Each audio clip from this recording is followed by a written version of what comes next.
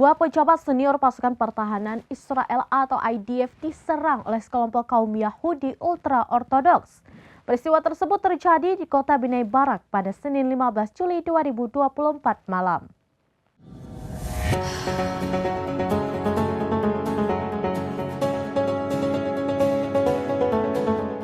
Dua pejabat senior pasukan pertahanan Israel atau IDF diserang oleh sekelompok kaum Yahudi ultra-ortodoks. Peristiwa tersebut terjadi di kota Bnei Brak pada Senin 15 Juli 2024 malam.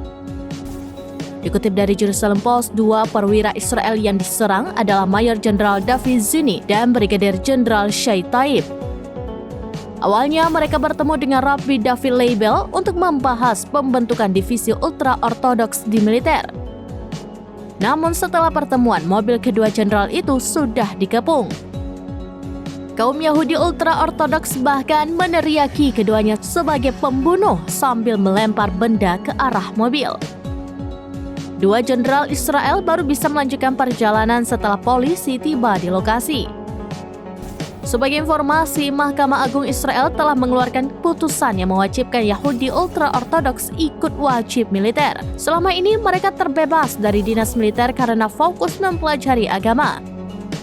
Inilah yang kemudian membuat Yahudi ultra-ortodoks marah dan melakukan demo berulang kali.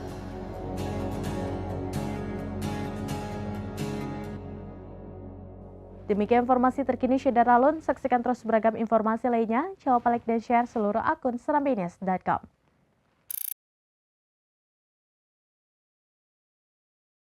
Download Tribun X sekarang. Menghadirkan lokal menjadi Indonesia.